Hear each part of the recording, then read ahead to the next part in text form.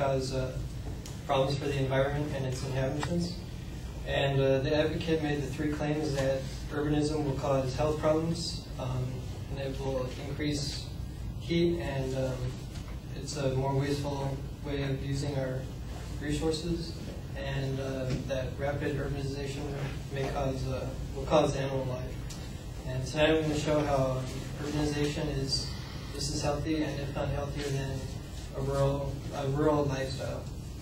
So the advocate began his argument with an example of leaky pipes in Mexico that got contaminated and caused illnesses in Mexico City.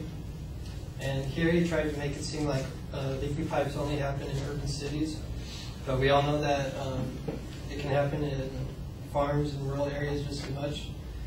Like in 2006, there was a contamination in the Salinas Valley of California, which caused over 200 cases across 26 states, and there was 3 deaths. And the Environmental Protection Agency actually found out that 48% of the water, 48% of water pollution that comes from agriculture and farming. And then he used another example in Mexico City where mentioning the air, and he showed that the ozone pollution levels in Mexico City are 10 times higher than average. And this is another bad example because Mexico City has 8.84 million people living on 573 square miles, which makes it the most dense area in the Americas, both North and South America. So you would kind of expect such high levels of pollution. And Mexico City is known for its corruption and stuff. And Paulina Olivier, a economics professor from Cal Berkeley, went to Mexico City and did a study on smog check stations, and actually found out that 6 out of 7 cars on the road they pass their smog check with they give them a tip to the mechanic or whatever, between a $5 and $30 tip, and they pass their smog test like that.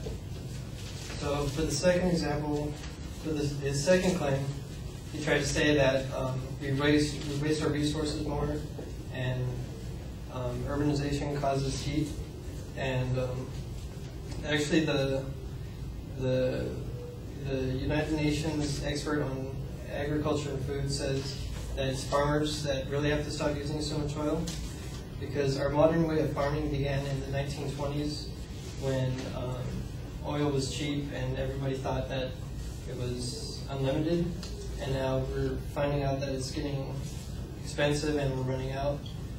And so still the farmers that are using the same oil that we did 90 years ago.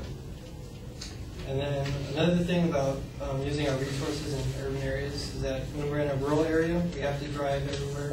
Sometimes we have to drive 10 to 20 minutes just for one thing. And that's a lot more wasteful of oil than just walking down your street in a city to get something. And the National Society for Disease and Prevention did a study in 2010 and found that people outside the urban and inner cities are actually 6.3 pounds heavier than urban residents. So for the advocate's final claim, he talked about the loss of animal life and gave one example about coyotes in Los Angeles going into people's backyards, but he didn't give us an example. He didn't talk about animals or coyotes actually dying going in people's backyards. And he gave another example from 20 years ago about an example 20 years ago about raccoons in North Carolina, and he also didn't talk about percentages of like how much the population has decreased, and that example is also outdated. And there's some communities like the Darrow Ranch where people, when they first buy their home, some of their payment for the house goes to protect the wildlife around it, and the community preserves 75% of its property for wildlife preservation. And so that's one of the examples where urban areas are protecting the wildlife. So tonight I hope to see how urbanization is healthy for both the environment and its people. Thanks.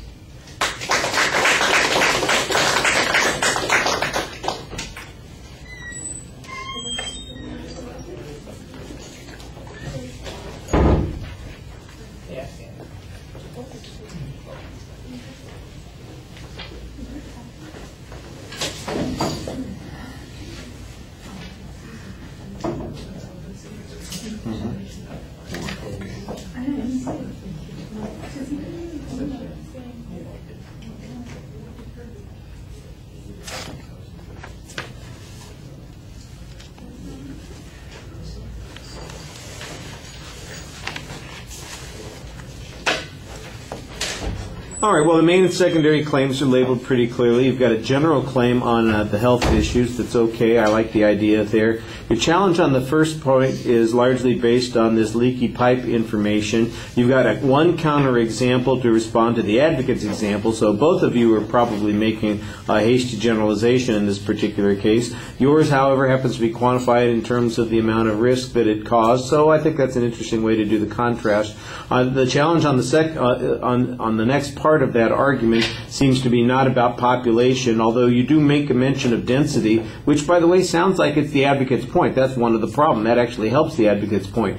But the corruption argument is interesting, and you've got some data on that that supports this notion, so it sounds like the pollution could be controlled if it weren't for the fact that the area there is so corrupt. The transition to the second point was clear. I did not understand your argument about the farmer's utilization of oil. I'm not sure that it made much sense. The argument that did make sense on this was the distances that people might have to travel, and that would increase the demand on oil resources. That's an interesting observation. I'm not sure that there's any quantification to it, but it sounds like it intuitively might be true.